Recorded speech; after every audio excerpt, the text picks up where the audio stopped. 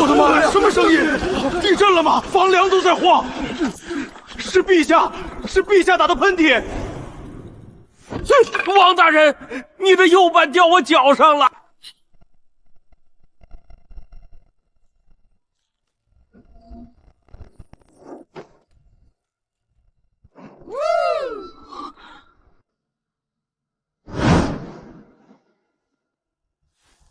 这得多少西域顶级染料啊！不过是真好看。那是粉色，好像是的。陛下头发怎么是粉色的？我没眼花，你掐我一下。真的是粉色，这也太不可思议了！说这是假发，假花苞都在地上躺着呢。说这是幻觉，满大殿的人都看见了。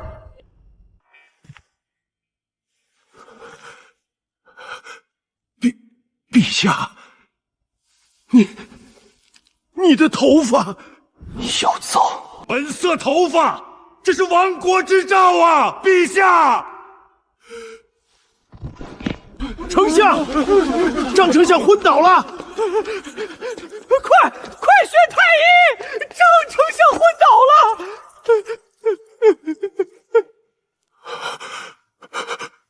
陛下，剃发谢罪，亡国之兆啊！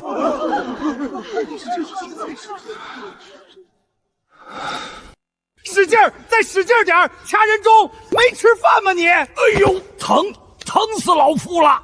醒了，张丞相！哎呀，张丞相，您可算醒了！刚才可把奴才吓坏了。您要是有个3长2短，大起王朝可怎么办啊？陛下，粉色头发乃妖孽之相，亡国之兆啊！请陛下立刻剃发谢罪，以安民心，以稳社稷，否则上天降罪，大起危矣！请陛下剃发谢罪。怎么办？总不能说这頭髮是这天生的吧？那他們肯定會把我當成妖孽，說不定還會逼我退位。說這是不小心染的，誰會不小心染成粉色啊？而且還是這麼正的櫻花粉。說這是為了好看，那更完了。這些勞古板肯定會說我不務正業，沉迷美色。哦不，沉迷美色都比沉迷染頭髮強。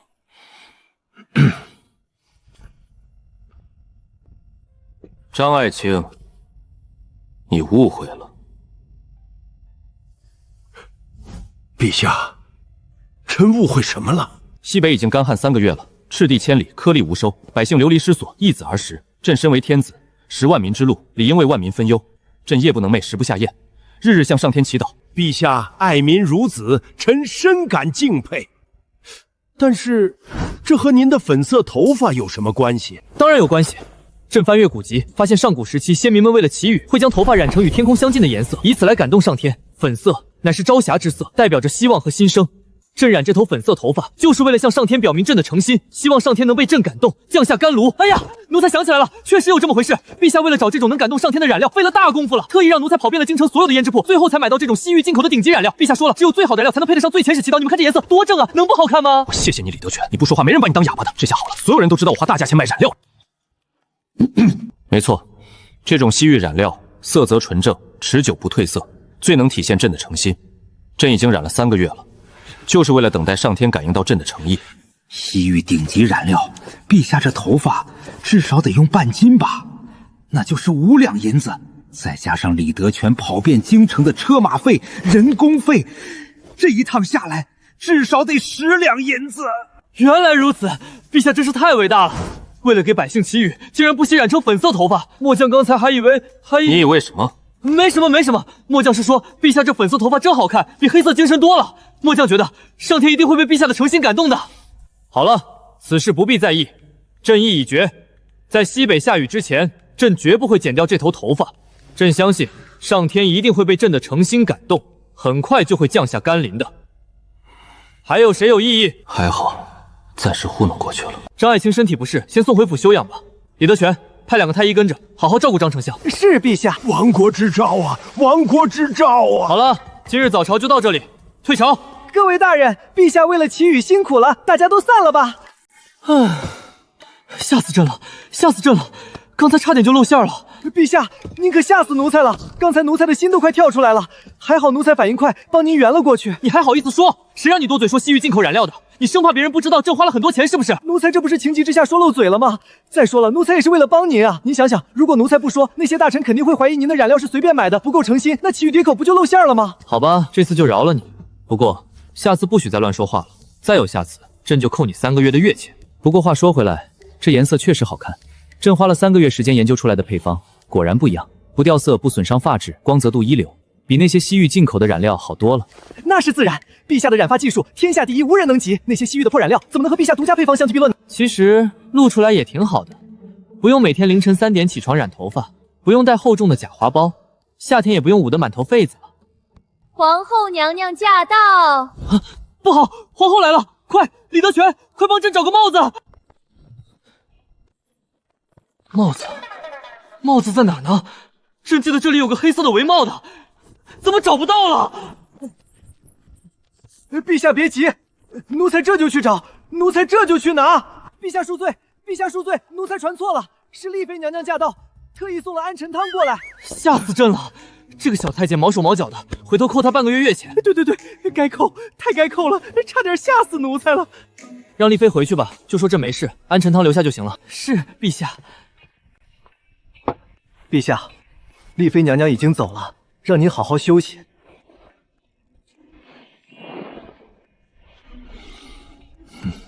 哎呀，真是太好看了！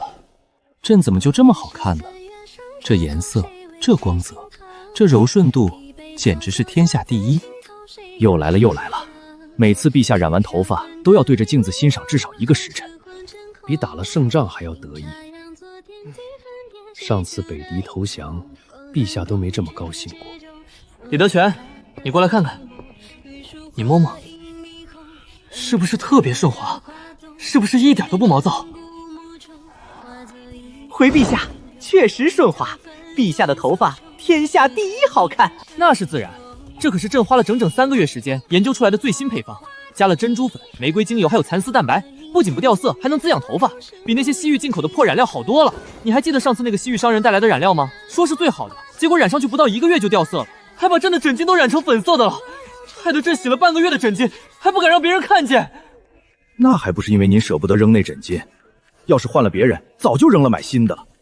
也就您為了省那幾文錢，洗了半個月。還有上次朕用了那個什麼波薩染料，結果頭皮過敏，長了好多小紅疙瘩，養了朕1個星期。從那以後，朕就決定再也不用那些外國的破東西了，朕自己研制的染料才是最好的。是，陛下說的是。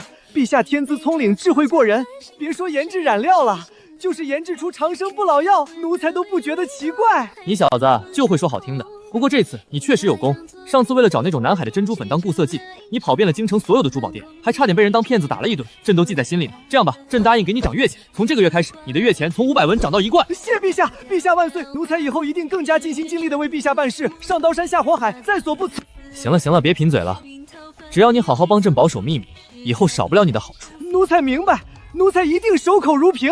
漲1貫錢就把我高興成這樣，我真是沒出息。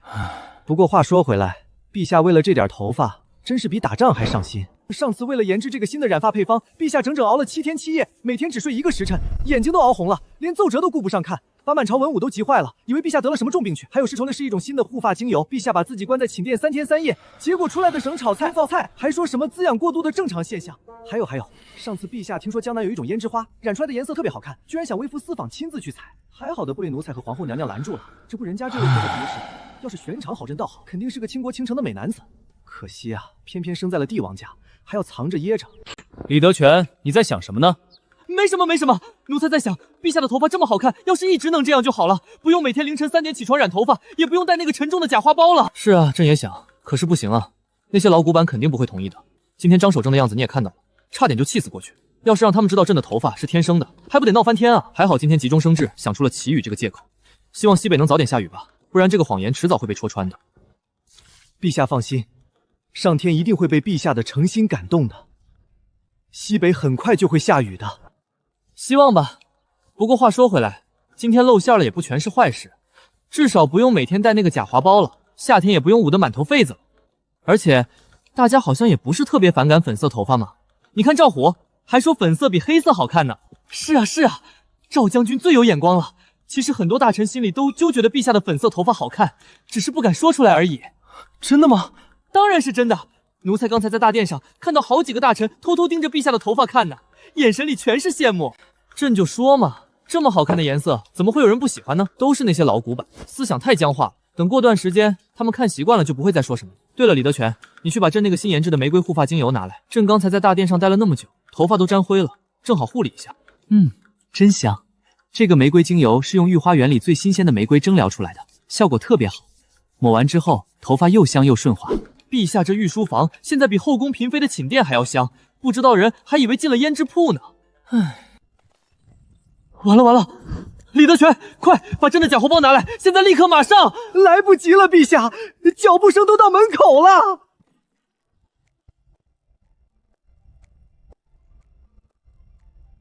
終於露出來了！我的天哪，太好看了！別碰，蘇婉清，注意你的身份，你是皇後，母儀天下的皇後。母儀天下也不能耽誤我看漂亮頭髮啊！別動，讓我好好摸摸，這光澤，這手感，比我上次用的蠶絲護髮素還好。你放肆！我放肆？陛下凌晨3點摸黑在寢殿染頭髮的時候，怎麼不說我放肆？你怎麼不知道？上個月你染壞了頭髮，把枕巾染成粉色，洗到偷偷爬起來叫，以為我睡着了。還有上下個月，你讓李德全跑遍京城買珍珠粉，說是給太后磨藥用，結果全加進染髮界裡了。太后問起來，還是我幫你圓的謊，說珍珠粉被我拿去做面膜了。還有大上個月，你研究新配方熬了個通宵，第二天早朝打瞌睡，頭一點一點的，差點從龍椅上摔下來，還是我故意打翻茶杯驚醒你的。原來皇后娘娘早就知道了，合着就陛下一個人以為自己藏得鮮衣無縫，可憐我天天先提替生怕秘密泄露。原來皇后娘娘才是最大的內鬼。你早就知道了？不然呢？你那點小秘密，我跟你同床共枕這麼多年，你頭髮跟什麼顏色我能不知道？真的太好看了，我早就勸你別藏了，粉色多襯你啊，比死氣沉沉的黑色強100倍。你看你現在多像個活生生的人，不像以前跟個沒有感情的奏摺機器似的。可是那些大臣不會同意的，今天張守正都氣暈過去了，還說這是亡國之兆。亡國之兆？粉色怎麼就亡國之兆了？粉色代表春天，代表收生機，本宮個國泰民安，風調雨順。那些老古板一輩子活在條條框框裡，根本不懂什麼是沒懟誰給爭。其實朕也覺得挺好看的。是吧？你看，這個櫻花粉和你的膚色絕配，要是再配個豆沙色的口紅，簡直完美。對了，我昨天剛得了一支西域進貢的豆沙色，特別好看，我拿給你試試。好啊，朕也有一支新的，是16紅的，特別顯白，你也試試。在那邊的櫃子裡，第3個抽屜，用錦盒裝着的。真的嗎？快拿出來看看。這畫風轉變的也太快了吧！剛才還在擔心亡國之兆呢，現在就開始對口紅了。果然，在美妝面前，什麼帝王威儀，什麼江山社稷都是浮雲。看來以後不用在凌晨3點起來幫陛下染頭髮了，也不用再幫他背鍋了。來，真好，終於能睡個安穩覺了。你看這個豆沙色是不是特別溫柔？好看。你看我的16紅是不是特別顯氣色？好看，比黑色頭髮配這個顏色好看多了。以前你粉色頭髮配這個又溫柔又明豔，絕了。朕就說嘛，這個顏色肯定好看。這可是朕托人從江南帶回來的，用最新鮮的16花織做的，不掉色還滋潤。對了，陛下的眼光什麼時候差過？你那個新的染配方給我一份，能不能我也想染個頭髮？你想染什麼顏色？我想染個漸變粉紫，就是髮手深一點，髮根淺一點的那種。你會不會？當然會，這有什麼難的？朕明天就給你染，保證比西域那些染匠染得好看10倍。太好了，那我們說定了，明天下午就在坤寧宮染。沒問題。陛下，不好了！慌什麼？天塌下來了不成？不是啊，陛下，張丞相帶着5位御史大人氣勢洶洶的往御書房來了，說要見你，一個臉色都跟鍋底似的，像是要吃人一樣。完了，那些老古板找上門來了。別怕，有本宮在，看我怎麼把他們懟得啞口無言。完了，他們怎麼來得這麼快？李德全，快給朕拿帕子擦嘴，還有頭髮，能不能找個東西先把頭髮包起來？陛下別擦了，越擦越花，包頭髮也來不及了，腳步聲都到廊下了。慌什麼？不就是幾個老古板嗎？天塌下來有本宮頂着。可是他們帶了5個御史啊，都是張守正的死忠，一個個比茅坑裡的石頭還硬。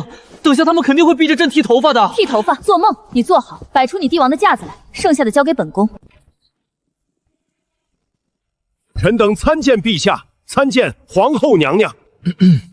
眾愛卿平身，不知各位愛卿今日前來有何要事？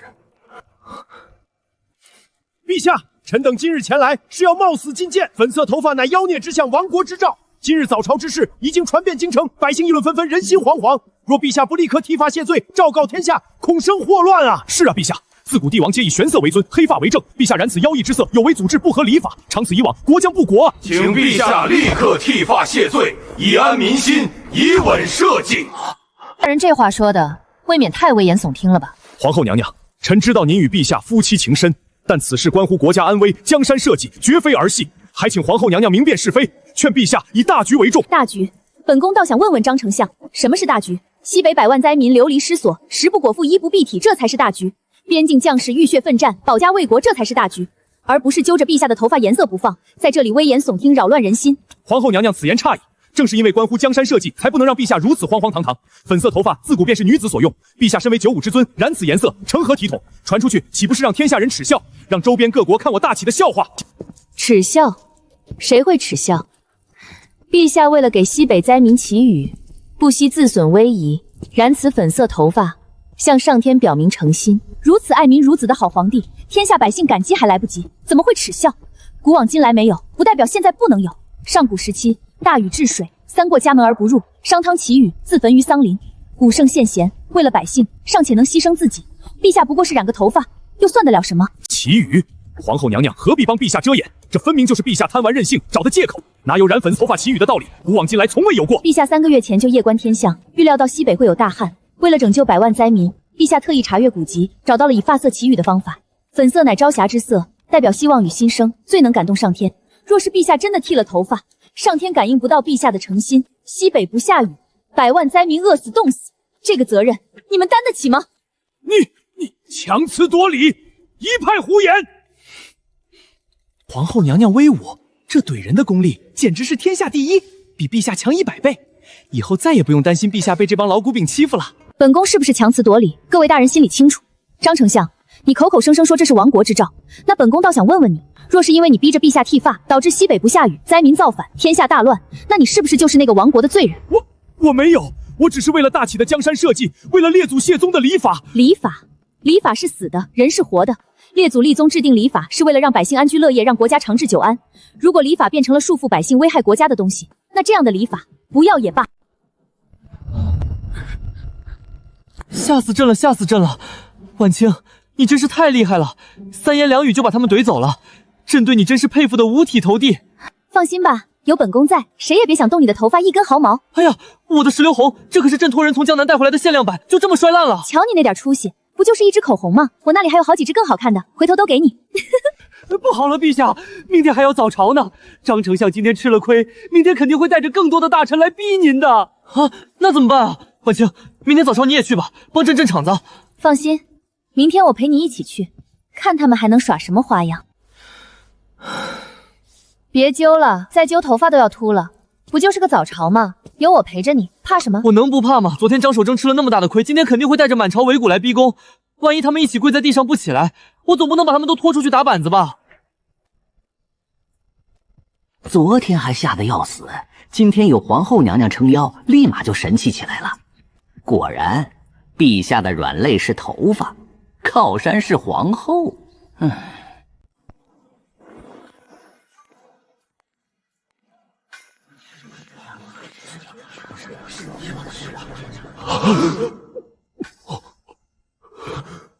完了，皇後娘娘都來了，今天這仗怕是不好打了。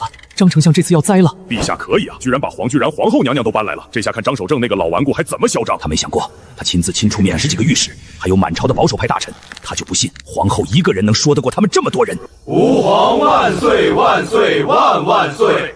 皇後娘娘千歲千歲千千歲！平身。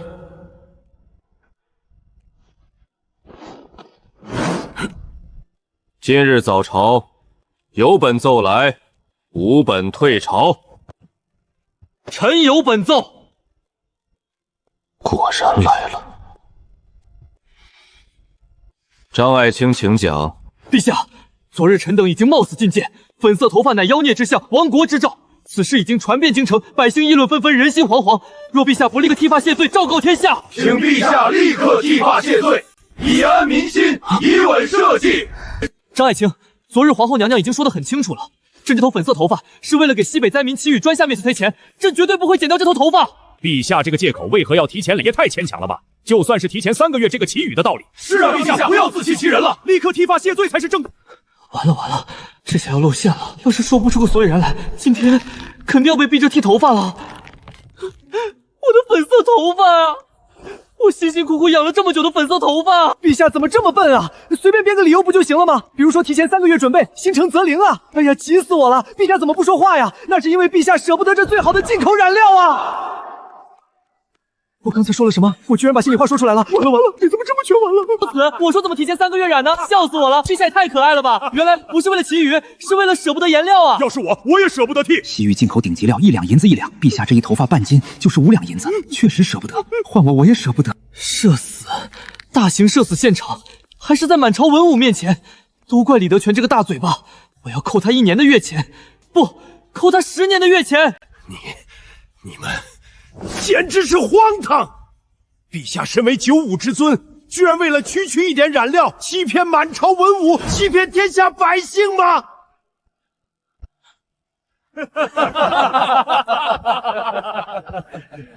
張丞相，你剛才說陛下為了區區一點染料，欺騙滿朝文武，難道不是嗎？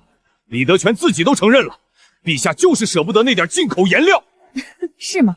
那本宮倒想問問張丞相，陛下這3個月來為了西北旱災做了多少事情？3個月前，陛下預料到西北會有大旱，立刻戶部調撥300萬兩銀子運往西北災民。半個月前，陛下派下令開放將軍率領5萬大軍前往西北維持秩序，防止災民暴亂。這3個月來，批閱的奏折堆得比山還高。為了災民，陛下茶不思飯不想，1個月就瘦了10斤。這些事情，張丞相你都看不見嗎？陛下不過是染了粉色頭髮，用了進口染料，你們就口口聲聲說陛下是亡國之君，可陛下為百姓做的這些事情，你們卻視而不見。本宮倒想問問，你們到底是何居心？陛下提前染髮，是3月前便已誠心祈福，心誠則靈。張丞相不懂此理，李德全不過情急胡言，陛下怎會吝惜染料？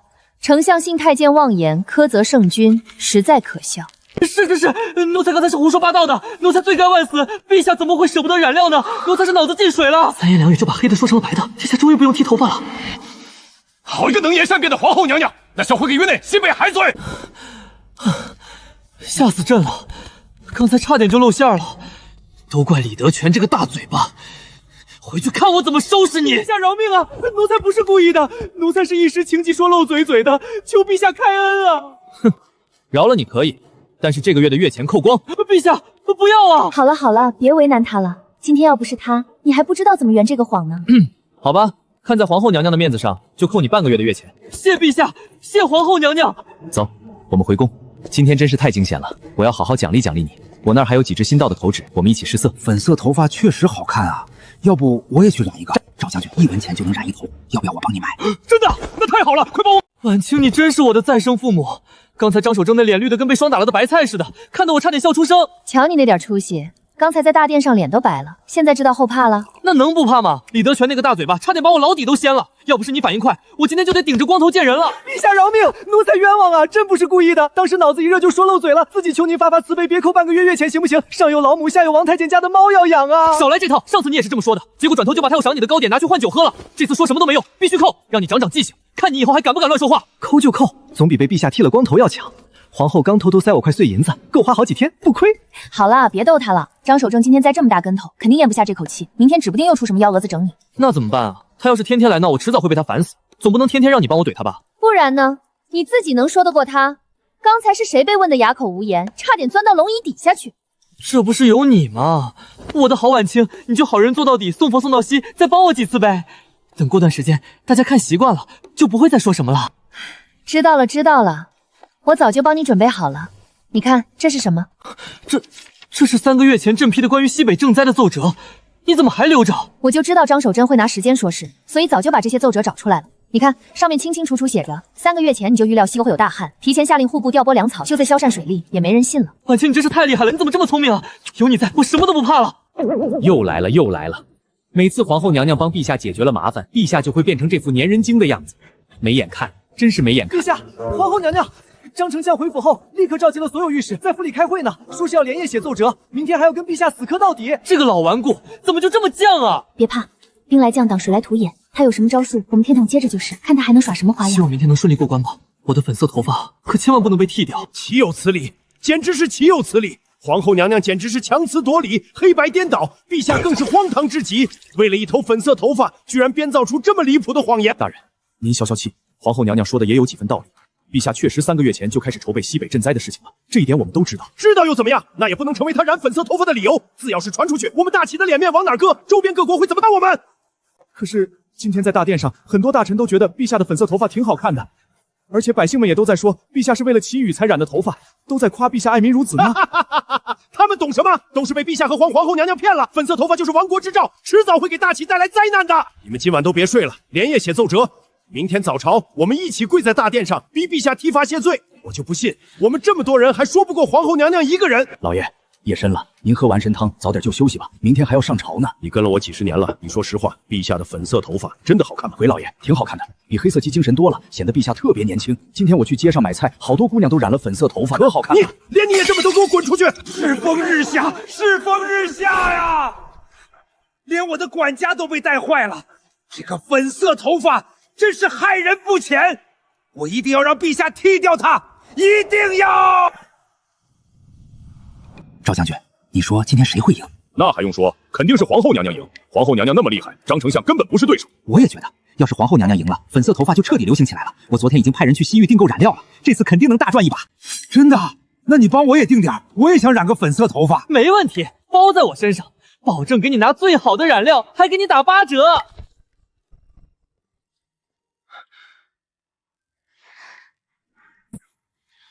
有事起奏，無事退朝。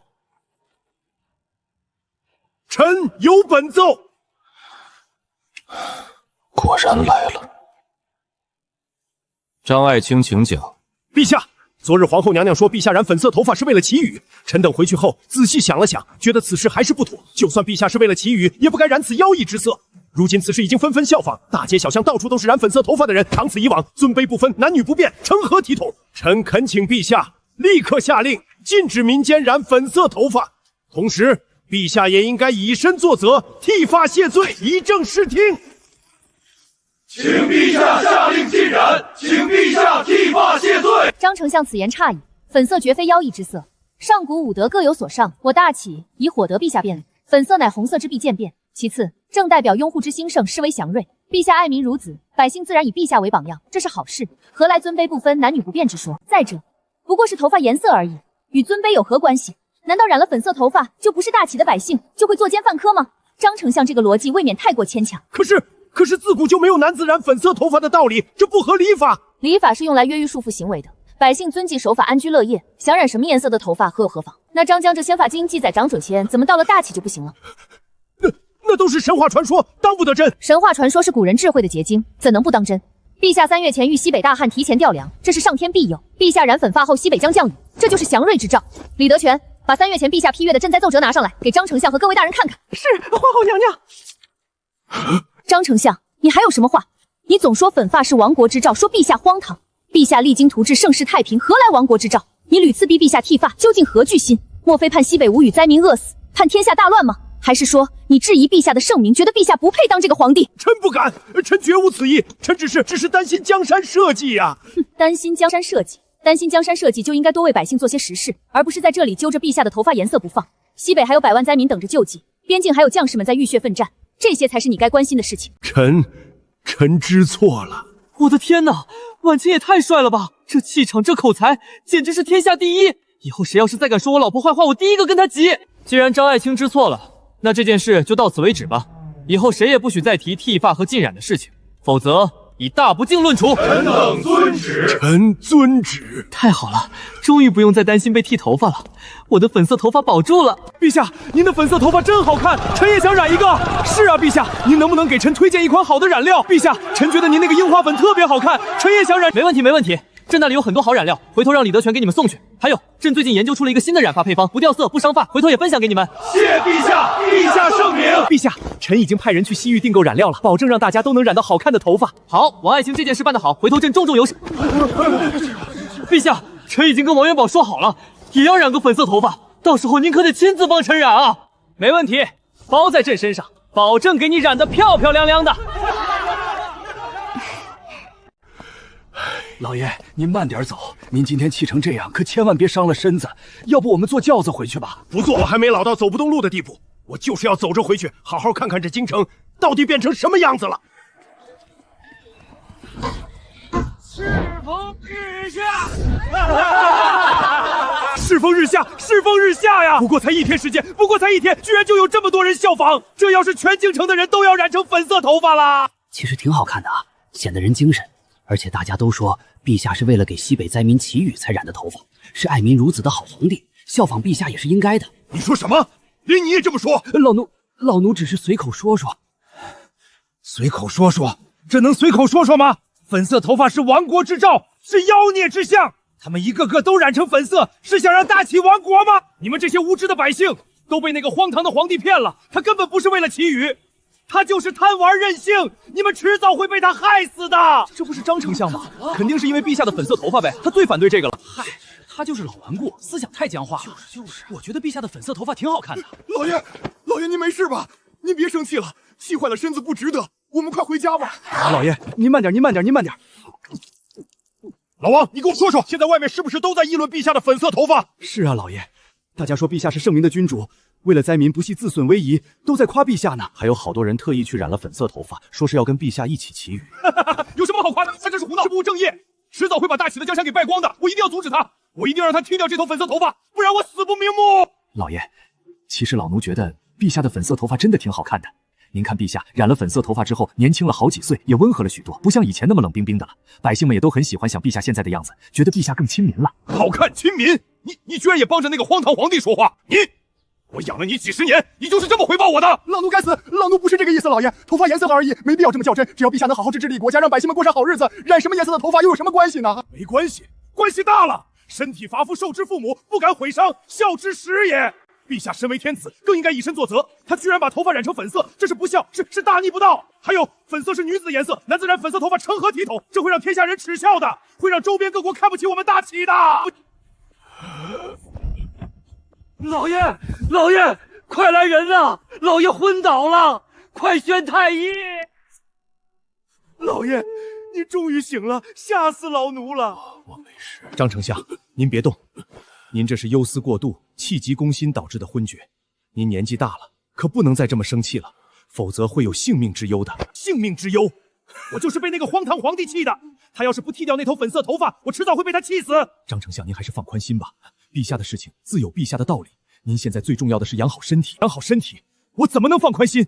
看着他頂着一頭粉色頭髮，敗壞朝綱，擾亂民心，我怎麼能安心養病？太醫，你快告訴我，我什麼時候能上朝？我還要去勸諫陛下，我一定要讓他剃髮謝罪。您至少要靜養3個月，不能再動氣，也不能再勞累，否則下次再昏倒，老臣也無能為力了。3個月？不行，我等不了3個月，我明天就要上朝，我一定要阻止他。我不能就這麼放棄。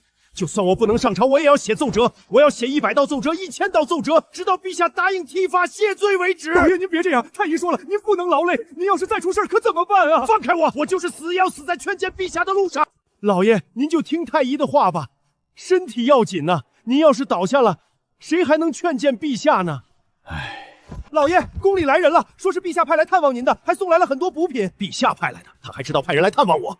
我看他是巴不得我早點死，這樣就沒人管他了。讓我回去就說我沒事，不用他加好心。那些補品我也不稀罕，讓他們都拿回去。老爺，這不好吧？畢竟是陛下的心意，您要是不收，陛下會生氣的。生氣？他生氣關我什麼事？我現在看到他的東西就生氣，讓他們趕緊滾。既然張丞相身體不適，那咱家就先回去了。這些補品就放在門口吧。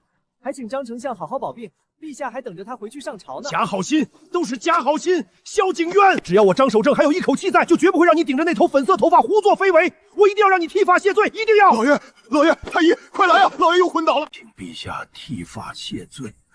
老爺這是鑽牛角尖了，看來不看到陛下剃掉粉色頭髮，他是不會善罷甘休的了。聽說張守正回家後又氣暈了。是啊，聽說他回家看到滿大街都是染了粉髮的人，又被他管家說了一句粉髮好看，當場就氣暈過去了。太醫說他至少要靜養3個月，不能再動氣了。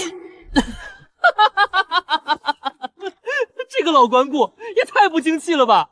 不過也好，他靜養3個月，我們就能清靜3個月了。你別高興得太早，張守正是什麼人你還不知道嗎？他是不會就這麼放棄的，等他病好了肯定還會來找你麻煩的。怕什麼？有你在我還怕他不成？再說了，現在滿朝文武和天下百姓都站在我們這邊，他一個人翻不。皇後娘娘，好消息，好消息啊！什麼好消息？王尚書剛才派人來說，他訂購的第一批西域染料已經到京城了，現在正在往皇家染坊運呢。還有趙將軍已經等不及了，現在就在染坊門口等着，要第一個染粉色頭髮。真的太好了，走，我們去看看，我要親自給趙虎染頭髮。陛下駕到！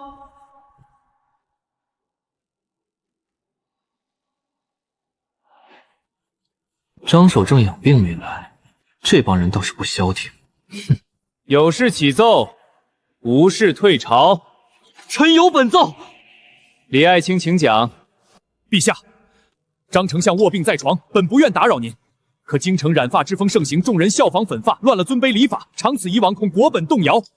臣懇請陛下立刻下令禁止民間染粉色頭髮，同時以身作為，染回黑髮，以正視聽。請陛下禁染，請陛下染回黑髮。李御史这話就不对了。什麼叫尊卑不分，男女不變？頭髮顏色而已，跟身份性別有什麼關係？你看，末將昨天也染了點粉色，是不是比以前精神多了？末將覺得粉色挺好看的，比黑色強100倍。趙虎，你身為鎮國大將軍，朝廷一品大員，居然也跟着胡鬧，染這種不男不女的顏色，成何體統？你對得起身上的鎧甲嗎？對得起陛下的信任嗎？我怎麼胡鬧了？我染個頭髮怎麼就對不起陛下了？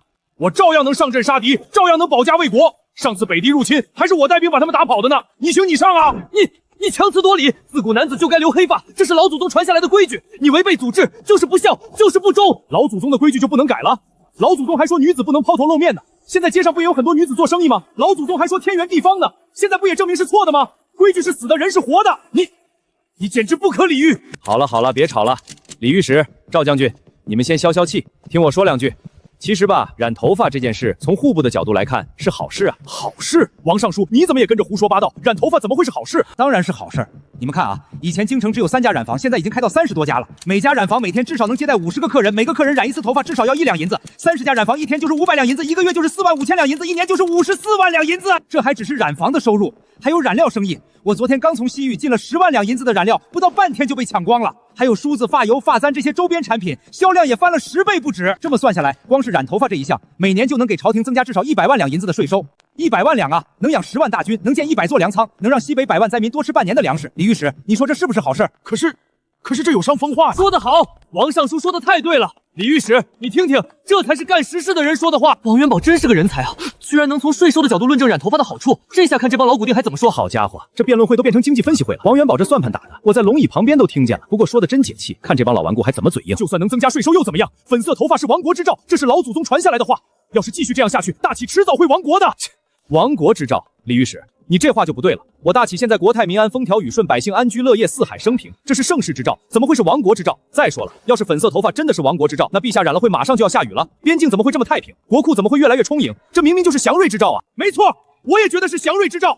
自從陛下染了粉色頭髮，我打仗都比以前順利了。上次我老婆罵我都比以前輕了。那個，臣說兩句。其實吧，臣覺得頭髮顏色而已，沒必要這麼較真。只要百姓們遵紀守法，安居樂業，染什麼顏色的頭髮都沒關係。而且粉色確實挺好看的，我女兒昨天染了粉色頭髮，我看了，確實挺精神的。劉侍郎，你怎麼也叛變了？是啊，我兒子也染了，我覺得挺好看的。我老婆也染了，還說要給我也染一個呢。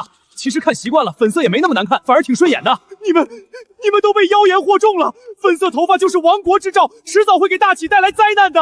夠了，李御史，你口口聲聲說粉色頭髮是亡國之兆。那朕問你，什麼是亡國之兆？君王昏庸不理朝政是亡國之兆，貪官污吏橫徵暴宰是亡國之兆，軍備廢弛，外敵入侵是亡國之兆。登基10年，外靖四方，內安百姓，開創一代盛景，百姓安居樂業，國庫充盈，四海升平。這樣的大啟，會因為一頭粉色頭髮亡國嗎？朕明白大家的心意，順應時勢，利民利國便可行。髮色純屬私事，不違律法便無妨。朕亦不會改回黑髮。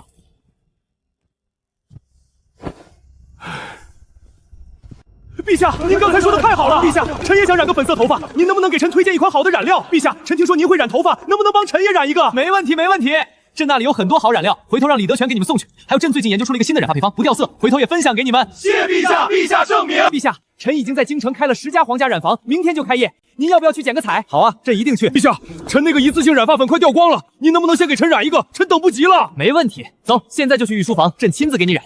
完了，陛下這下徹底放飛自我了，以後這皇宮怕是要變成最大的染坊了。唉，不過這樣好像也挺好的，至少陛下不用再每天凌晨3點起床染頭髮了。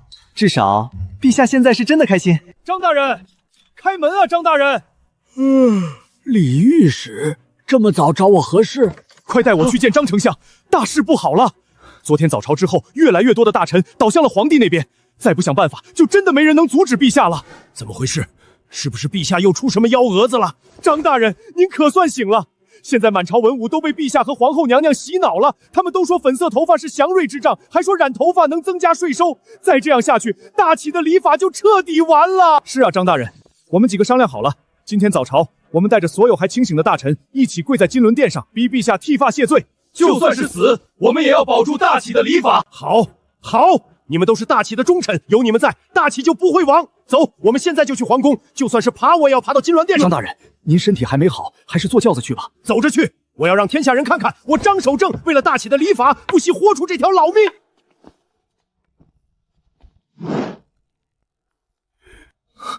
這個老頑固不是說要靜養3個月嗎？怎麼才2天就跑出來了？真是陰魂不散啊！陛下，臣等冒死進諫，分發乃妖孽亡國之兆，朝野效仿，禮崩樂壞，國將不國。懇請陛下剃髮謝罪，昭告天下，否則臣等跪死不起。請陛下剃髮謝罪，請陛下剃髮謝罪。張愛卿，身體不適便在家休養，頭髮之事朕已說過，西北下雨前絕不剃髮。陛下，西北下雨是假，您貪玩任性是真，別自欺欺人了。為了江山社稷，列祖列宗，聽老臣一句勸。是啊，陛下，您就聽張丞相一句勸，剃了頭髮，一切就都正常了。張蜀正，你口口聲聲說為了大啟的江山社稷，那朕問你，若是朕剃了頭髮，斷了大啟的龍脈，你擔得起這個責任嗎？龍脈，陛下說笑了，剃頭髮怎麼會斷龍脈呢？怎麼不會？朕乃真龍天子，頭髮就是龍鱗，龍鱗不可損，損則龍脈斷，龍脈一斷，大啟必亡。朕今天把話放在這裡，誰要是再敢提剃髮二字，就是要我斷大啟的龍脈，就是要毀我大啟的江山，這個罪名，你們誰擔得起？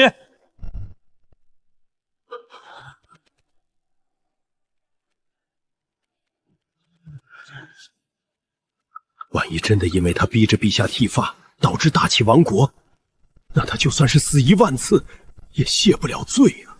哼，跟我鬥，你們還嫩了點兒，我就不信你們誰敢擔斷龍脈的罪名。朕知道你們都是為了分清輕重緩急，龍脈關乎大啟生死存亡，比禮法重要100倍。從今往後，誰再敢提剃髮，以謀逆論處。臣等不敢。你簡直是強詞奪理，龍脈怎麼會和頭髮有關係？你這是妖言惑眾。哦，這麼說，張丞相是希望我大啟的龍脈斷掉，希望大啟亡國，只是什麼書？只是想逼着朕剃髮了，斷了大啟龍脈。張守正，我沒有，我只是我。好了，此事到此為止。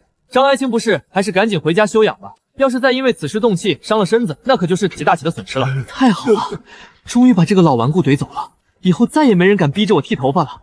我的粉色頭髮終於保住了。陛下說的對，龍脈之事大義不得，誰再提剃髮，我們第一個不答應。陛下本髮太配真龍天子了。還是各位愛卿明事理，放心，有朕在，大啟龍脈必定穩固，江山也定會繁榮昌盛。陛下，您剛才太帥了，一句話就把張守正懟得說不出話，末將太佩服您了。陛下，您剛才說頭髮是龍鱗，那是不是都是寶貝啊？剪幾根做護膚，肯定能賣個好價錢。滾！朕的龍鱗也是你能賣的，再敢胡說，朕就扣你1年的俸祿。別啊，陛下，臣錯了，臣再也不敢了。陛下，您剛才真是太威風了，一句話就把張守正那個老頑固懟得啞口無言，還嚇得那些大臣們，列奴才真是對您佩服的五體投地。那是自然，也不看看朕是誰，朕可是真龍天子，這點小事兒還難不倒朕。別得意的太早，張守不定過幾天他又會想出別的法子來為難你。怕什麼？兵來將擋，水來土掩，他有什麼招數我接着就是。反正現在沒人敢逼着我剃着我頭髮了，我想怎麼忍就怎麼忍。陛下，李御史帶着10幾個大臣在殿外求見，說有要事啟奏。又來，這幫人還有完沒完了？剛走了一個張守正，又來了一個李御史。你看我說什麼來着？去吧，看看他們又想說什麼。讓他們進來。臣等參見陛下。平身吧，說吧，又有什麼事？陛下，臣等知道龍脈之事事關重大，不敢再提剃髮之事。但是范粉色我為此尊，頂就是女子頭髮，實在是有失帝王威儀。是啊，陛下，周邊各國的使者頭上頂着一頭粉色頭髮，肯定會笑話我們大啟無人的。臣等懇請陛下退一步，把頭髮染回黑色，這樣既不會損傷龍脈，也能恢復帝王威儀，兩全其美啊！請陛下染回黑髮。染回黑髮？那怎麼行？我好不容易才不用每天凌晨3點起床染頭髮，好不容易才可以光明正大的頂着粉色頭髮到處走，怎麼可能再染回去？再說了，粉色這麼好看，比黑色好看100倍，我才不要染回去呢！我絕對不染回黑髮。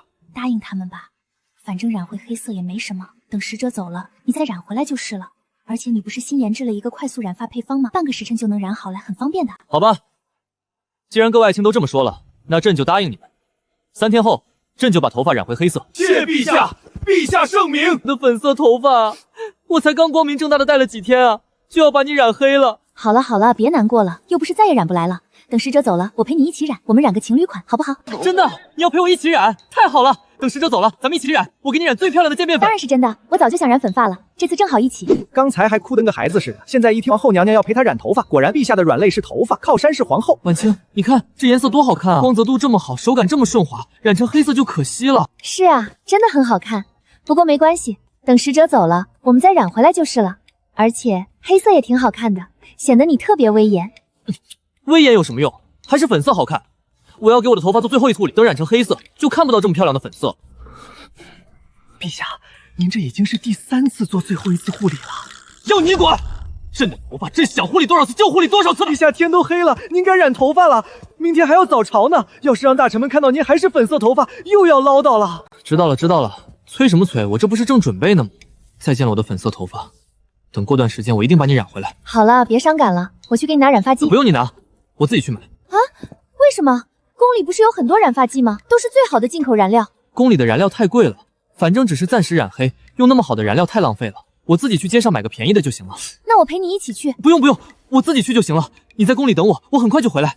其實我是怕被宮裡的人看到我染頭髮，又要到處亂說。而且我也想微服私訪，看看街上的染熱潮到底有多火。你看我這個粉色好看嗎？是在皇家染坊染的，用的是陛下同款染料。好看好看，我明天也去皇家染坊染一個，就染陛下那個櫻花粉。我這個好喜歡了。看來我的粉色頭髮已經徹底深入眼心了。等使者走了，我一定要立刻染回來，還要染一個比以前更好看的顏色。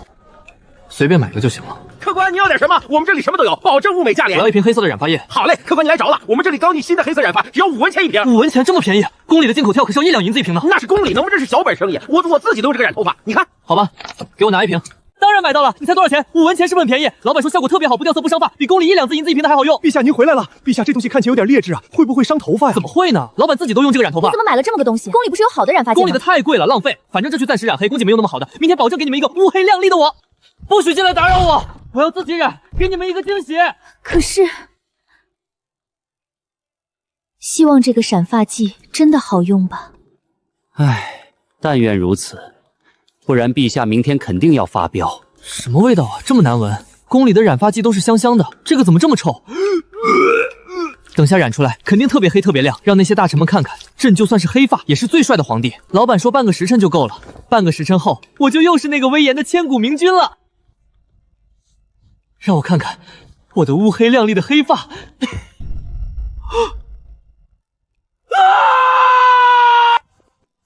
下，陛下，你怎麼了？開門啊！陛下出什麼事了？橘色，居然橘色！蕭景軒，這是把橘子皮頂在頭上了嗎？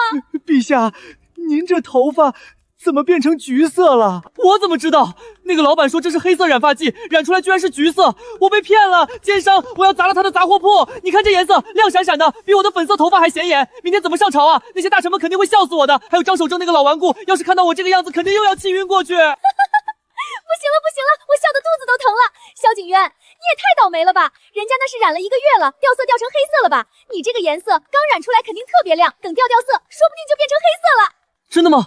可是現在也太亮了吧，跟個燈籠似的。陛下，您這個顏色真的太好看了，比粉色還顯眼。走在街上，回頭率肯定100%。李德全，你還敢笑？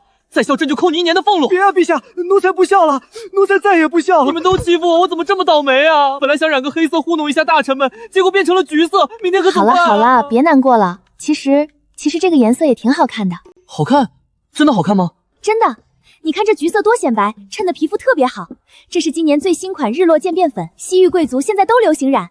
日落漸變粉，這明明是橘色，好像是有點好看。對吧？我就說好看嘛，比黑的粉的都好看，更有個性，就這麼定了。誰再說不好看，就是不懂時尚。那明天上朝大臣們問起來，我就說這是最新款日落漸變粉，反正那些老古報也不懂時尚。這就對了，走，我們去吃點東西，別為了這點小事不開心。日落漸變粉也太能扯了吧！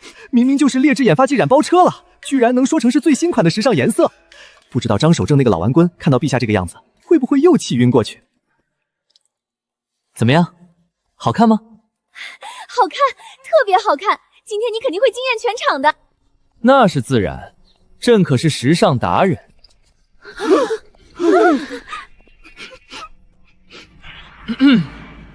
有事起奏，無事退朝。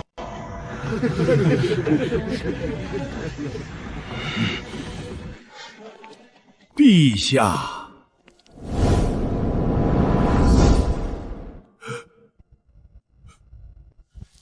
橘色。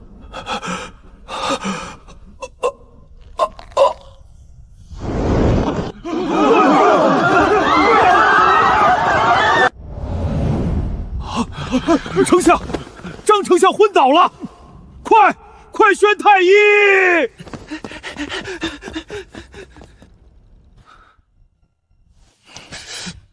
我也不想啊，谁知道那个染发蟹这么不靠谱。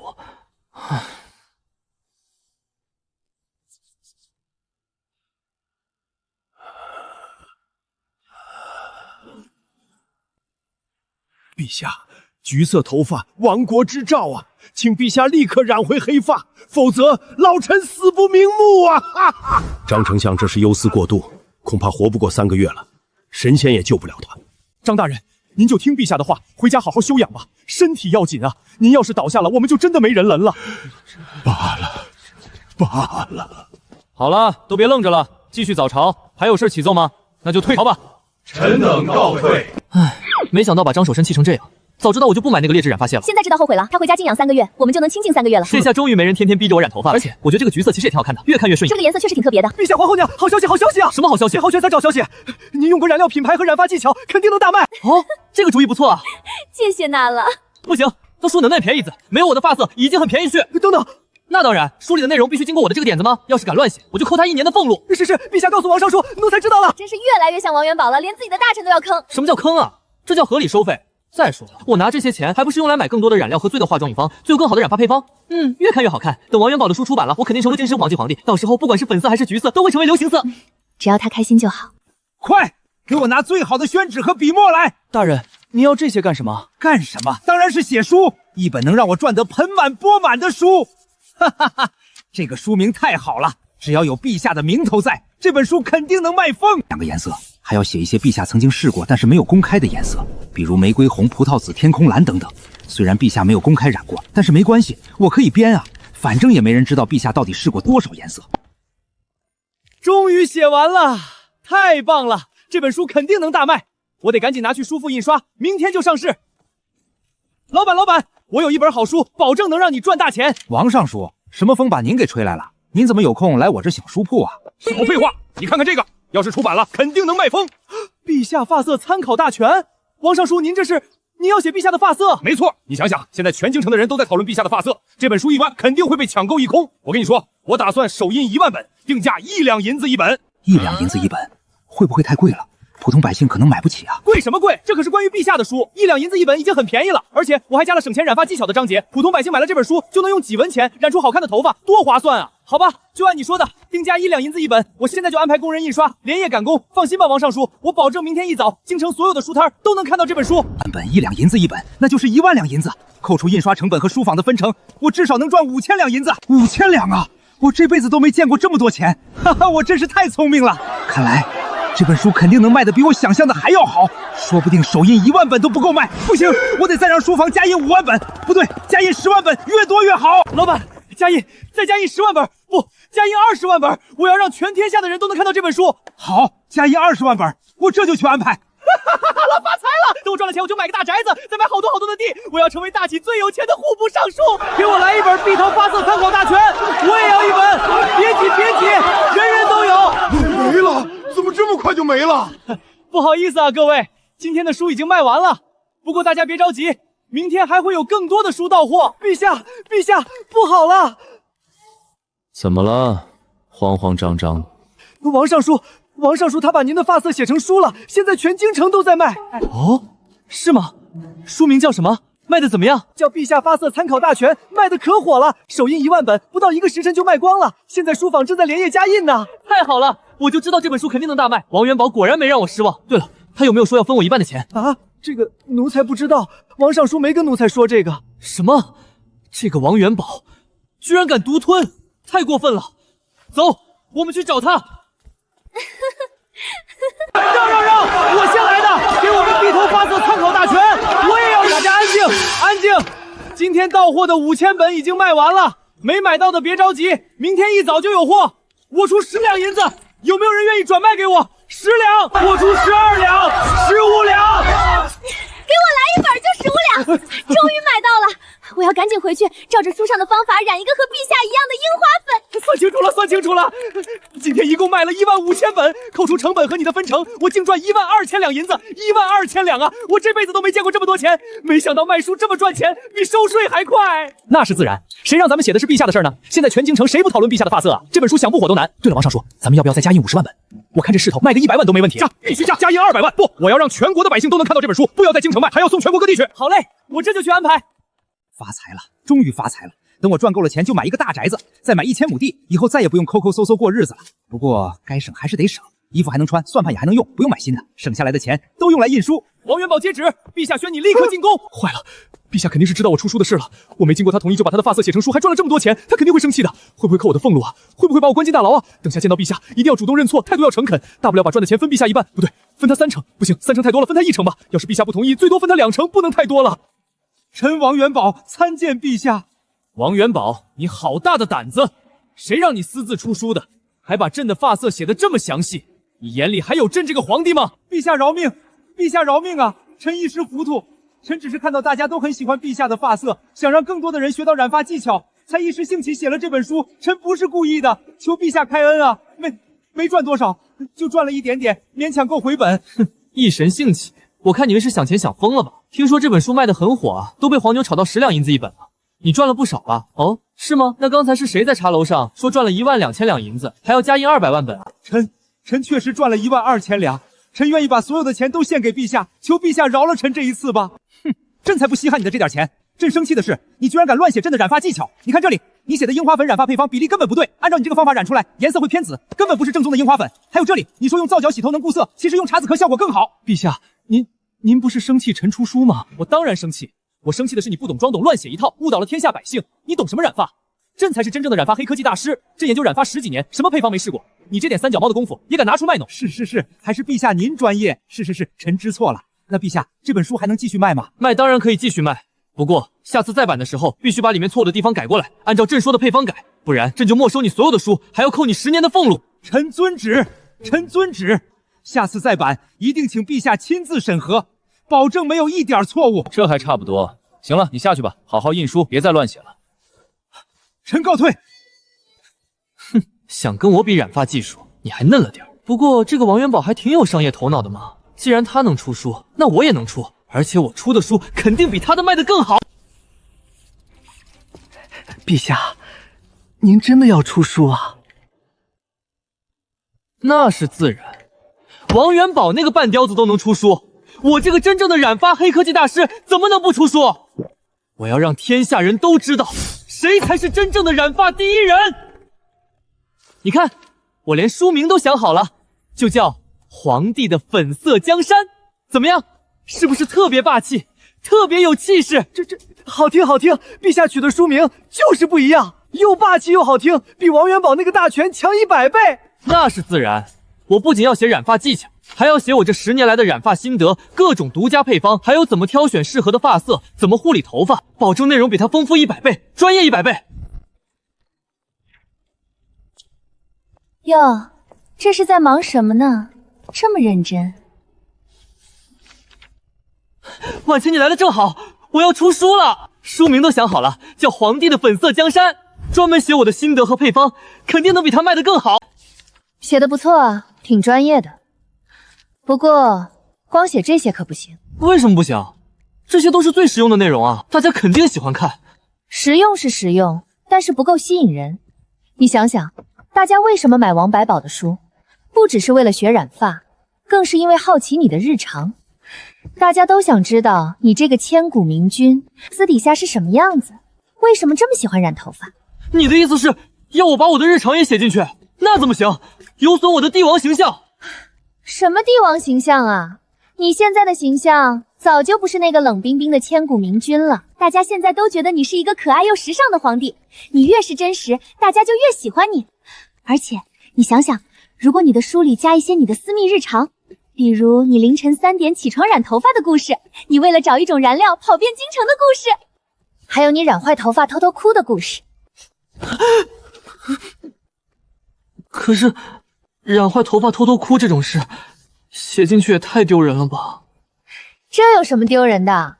這說明你真實啊，大家看了只會覺得你可愛，不會笑話你的。不信你問問李德全。太对了，大家肯定会觉得您特別可愛，特別接地氣。真的吗？當然是真的。這樣吧，我來當你的主編，幫你修改稿子，幫你策劃內容，保證你的書一上市就被搶購一空，銷量是它的10倍。真的？你願意當我的主編？太好了，婉清你真好。有你幫我，我的書肯定能大賣。好了好了，別激動了，我們現在來商量一下，書裡都要加哪些內容。首先，書名要改一下。改書名？為什麼？我覺得皇帝的粉色江山挺好聽的。好听是好听，但是不夠吸引人，太正式了，沒有賣點。我們要取一個更有吸引力、更能勾起好奇心的書名。那你覺得叫什麼好？有了，就叫陛下的粉色小秘密，怎麼樣？陛下的粉色小秘密，這個書名也太奇怪了吧，聽起來怪怪的，好像我有什麼見不得人的秘密似的。就是要這種效果啊，好奇心是最好的購買力，相信我，用這個書名銷量肯定能翻倍。可是這個書名也太不霸氣了，我可是皇帝啊。霸氣能當飯吃嗎？你是想當霸氣但沒人喜歡的皇帝，還是想當一個可愛又受歡迎的皇帝？而且銷量高了，你就能賺更多的錢，買更多的染料。好吧，那就聽你的，叫陛下的粉色小秘密。不過那些太丟人的日常可不能寫進去。放心吧，我有分寸，保證既吸引人又不會丟面子。太好了，終於寫完了，婉清你真是太厲害了。我現在就去找王元寶，一定讓他看看誰是暢銷書作家。王元寶，王元寶！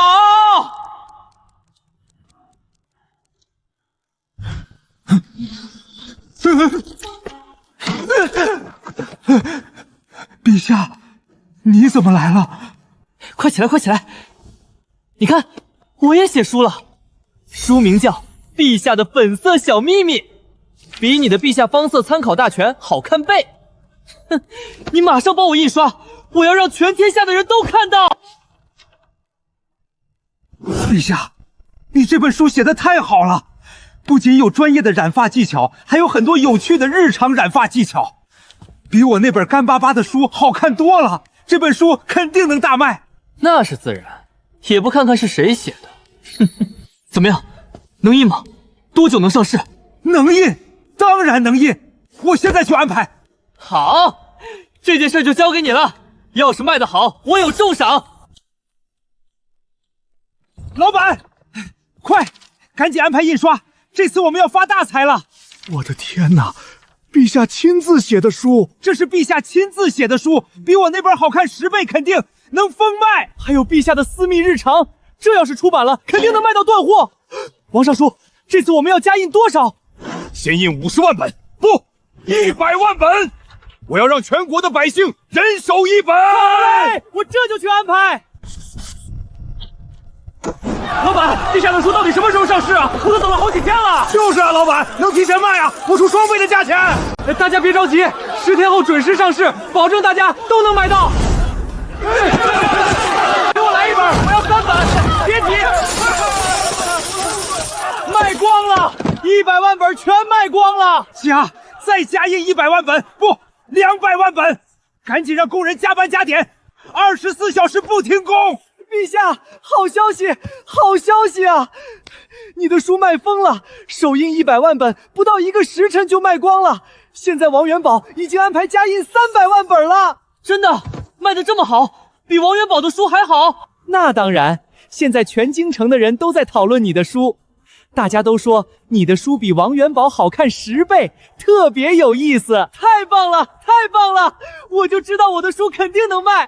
婉清，你真是太厲害了！如果沒有你改書名內容，肯定賣不了這麼好。我就說吧，這本書名肯定能大賣。你看，銷量是它的3倍吧？何止3倍呀！按照這個節奏，最終銷量肯定超過1000萬本。哈哈哈！王元寶那個半吊子還想跟我比，他輸得心服口服吧？恭喜陛下！您的書大賣特賣，全京城都在誇您呢。哼，起來吧，起來吧。怎麼樣，我的書比你的好看吧？好看，簡直是雲泥之別，臣自愧不如，自愧不如啊！哼，算你有亮點。对了，陛下，很多外地改造想把书卖到全国各地去，行不行？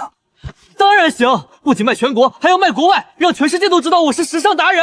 臣遵指示，臣这就去安排。婉清，你看，我现在是人气书作家了，以后还要写更多書。我要写口红大全，保养心得，成为天下最时尚的皇帝。好，好，好，好，都听你的。不过你可别忘了处理政务啊。放心吧，我上午处理政务，下午写书，两不耽誤。月刊婉转的好，加的确實日常有趣。以後寫書還是多聽婉清的意見。